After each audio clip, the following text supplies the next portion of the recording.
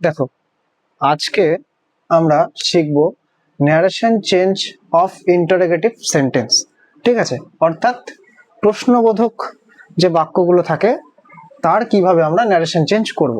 আমরা গত ক্লাসে প্রথমে শিখেছি ন্যারেশন চেঞ্জ কিভাবে করতে হয়, তার প্রাথমিক ধারণা রেকর্ড করা আছে, তোমরা পুরোনো ক্লাসগুলো দেখলেই পাবে। ঠিক আছে, তারপরে যে ক্লাসটা করিয়েছি সেটা অ্যাসার্টিভ সেন্টেন্সের উপরে ন্যারেশন চেঞ্জের। আজকে আমরা যেটা শিখবো narration change of interrogative sentence. তো দেখো, তোমরা কিছু পূর্ব ধারণা পেতে গেলে কিন্তু গত ক্লাসগুলো দেখতে হবে, তাহলে তোমরা কিন্তু আগের ধারণাগুলো পেয়ে যাবে। তো আজকে তো আমি পুরোপুরি সবগুলো বলতে পারবো না, তাহলে ক্লাসটা অনেক লম্বা হয়ে যাবে। তো দেখো, যে বিষয়টা ইন্টারোগেটিভ সেন্টেন্সে ন্যারেশন চেঞ্জ করতে গেলে তোমাদের সব থেকে প্রথমে কয়েকটা জিনিস মনে রাখতে হবে। বলি,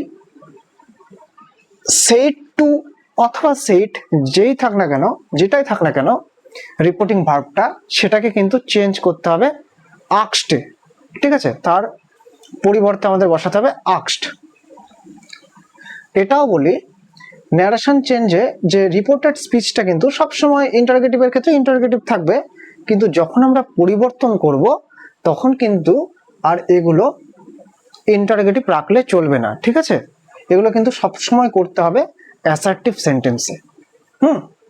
তো দেখো, করছি একটা একটা করে, করার সময় কিন্তু প্রত্যেকটা নিয়ম মাফিক বুঝিয়ে দেব। আরো কিছু বিষয় আছে যেগুলো কিন্তু করতে করতে বলে দিচ্ছি। দেখো, প্রথমে কি আছে, I said to Ratan where do you live. ঠিক আছে, তাহলে সেইড টু এটার বদলে আমরা কি বসাবো, আক্সড। দেখো, এইভাবে মার্ক করে নেবে যে সেইড টু এর বদলে কিন্তু আক্সড বসলো, আই আক্সড রতন। ঠিক আছে, এইবার বলি লিঙ্কারের কথায় আসি। যখন দেখবে যে ডাব্লিউএস কোশ্চেন, ডাব্লিউএস ওয়ার্ড দিয়ে শুরু কোশ্চেনটা ডাব্লিউএস কোশ্চেন, তখন কিন্তু লিঙ্কার আর কোনো কিছু বসবে না। যেমন দ্যাট বসতো বা টু অন্য সেন্টেন্সের ক্ষেত্রে ওগুলো কিচ্ছু বসবে না, যা আছে তাই বসবে। হোয়ার, ঠিক আছে, আই আস্কড রতন হোয়ার। দেখো, ডু ইউ লিভ কোন টেন্সে আছে, সিম্পল প্রেজেন্ট টেন্সে, তাহলে এটাকে কি টেন্সে চেঞ্জ করতে হবে, সিম্পল পাস্টে চেঞ্জ করতে হবে। ঠিক আছে, তো দেখো, হোয়ার ডু ইউ লিভ, তুমি কোথায় বাস করো। তাহলে এবার বলেছি কিন্তু যে প্রশ্ন কিন্তু রাখা যাবে না, ডুটা কিন্তু প্রশ্ন করার জন্য কিন্তু রয়েছে, তাছাড়া ডু কিন্তু এখানে কোনো মেন ভার্ব নয়। ঠিক আছে, দেখো এবার এইটা দেখে কিন্তু এইটা পরিবর্তন করতে হয়। আমি রতনকে জিজ্ঞাসা করলাম যে তুমি কোথায় বাস করো, তাহলে আমি রতনকে জিজ্ঞাসা করলাম যে সে কোথায় বাস করতো, তাই না? অর্থাৎ ইউটা কিন্তু কি হয়ে যাবে, রতন কিন্তু ছেলে, যেহেতু ইউটা হয়ে যাবে হোয়ার হি। রতনের পরিবর্তে আমরা কি বসাবো, হি বসাবো।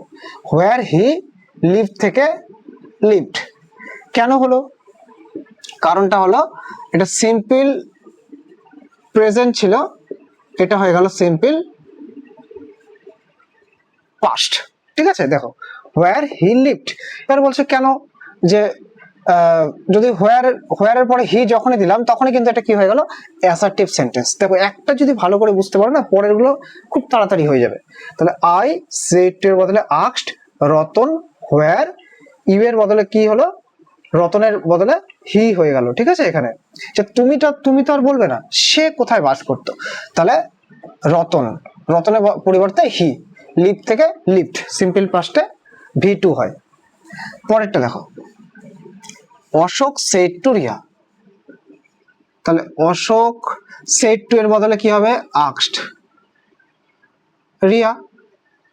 ঠিক আছে, এইবার আসি আর একটা কথায়, বলেছিলাম যদি ডাব্লিউএস কোশ্চেন হয় তাহলে কিন্তু কোনো লিঙ্কার বসবে না, ওই ওয়ার্ডটা দিয়ে কিন্তু যুক্ত হবে। আর যখন ইয়েস নো কোশ্চেন হবে, ডু ইউ নো দা বয়, তুমি কি সেই ছেলেটাকে জানো, তাহলে কিন্তু ইয়েস নো কোশ্চেন, তখন কিন্তু লিঙ্কার হবে ইফ অথবা হোয়েদার হয়, ইফ অথবা হোয়েদার। ঠিক আছে, আমি ইফ বসালাম, ইফ। তাহলে অশোক আস্কড রিয়া ইফ, ডুটা কিন্তু প্রশ্ন করার জন্য আছে সিম্পল প্রেজেন্ট টেন্সে। তাহলে ইউ নো দা বয়, তাহলে রিয়াকে জিজ্ঞাসা করলাম, রিয়া কি একজন মেয়ে হয়, তাহলে ইউ এর বদলে কি বসাবো এখানে, শি। কারণ রিয়াটাকে দেখবে যখন, সবসময় যখন এখানে সাবজেক্টটা দেবে তখন দেখবে যে এখানে কি আছে, শ্রোতা কি হয়, শ্রোতা কে আছে, ছেলে না মেয়ে না কে, সেটা দেখতে হবে। তাহলে if she know the boy, এটা কিন্তু সিম্পলি প্রেজেন্ট টেন্স পাস্ট করে দাও, শি নো থেকে নিও দা বয়। দেখো কতটা সোজা, দেখো ঠিক আছে। The teacher said to me, তাহলে the teacher asked me, said to এর বদলে কি বসে গেল, আস্কড বসে গেল। Have you prepared your lesson, yes no question, linker কি বসলো, ইফ, ঠিক আছে, ভালো করে দেখে নাও। ইফ, এইবার দেখো আমাকে যেহেতু বলেছিল, তাহলে ইউটা কি হয়ে যাবে, মি এর সাবজেক্ট ফর্ম কি হয়, আই। হ্যাভটা কোন tense, present perfect, past perfect করে দাও। ইফ আই হ্যাড, যদি এটা হ্যাড আই করতাম তাহলে তো আবার ইন্টারোগেটিভ থেকে যেত, সেই জন্য আমরা কি করব, আই হ্যাড। তাহলে if I had prepared your lesson, your বলতে কিন্তু তোমার বলতে এখানে আমার, অর্থাৎ এই যে দেখো মি বলেছে না, তাহলে I had prepared my lesson. একটু দেখো বুঝতে হবে, সমস্ত বিষয়গুলো যদি আবার বলতে চাই রিপিট করে, তাহলে কিন্তু খুব মুশকিল হয়ে যাবে। সেই জন্য তোমাদের যে পূর্বের যে গত ক্লাসগুলো দেওয়া রয়েছে ন্যারেশনের, সেগুলো কিন্তু তোমাদের দেখতে হবে, ঠিক আছে। এ passenger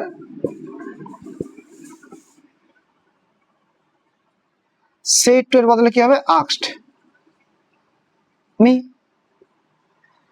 does this train go to Kolkata, ট্রেনটা কি কলকাতা যায়, তাহলে কি yes no question, if they যুক্ত হচ্ছে। এবার ডাজটা তো প্রশ্ন করার জন্য রয়েছে, সিম্পল প্রেজেন্ট টেন্স, তাহলে দিস ট্রেনটা কি হয়ে যাবে, দিসের বদলে কি হয়, দ্যাট ট্রেন, ঠিক আছে। দিসের পরিবর্তে কি বসে, that train go to Kolkata. তাহলে এই যে সিম্পল প্রেজেন্ট টেন্সটা কোন টেন্সে হবে, সিম্পল পাস্ট টেন্স। গো এর পরিবর্তে কি হবে,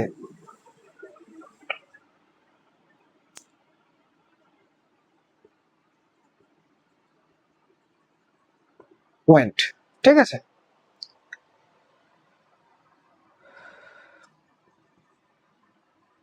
the man said to me, তাহলে the man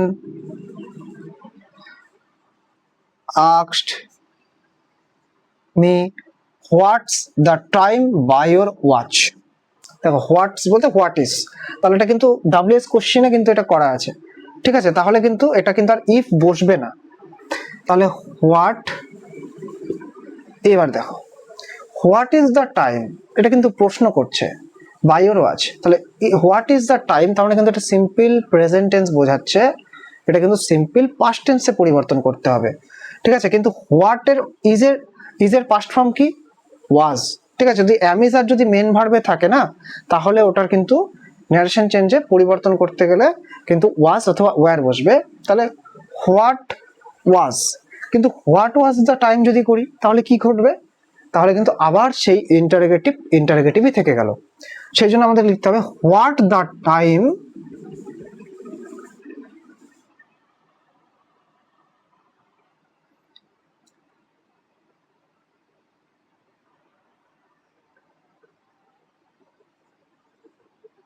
was by your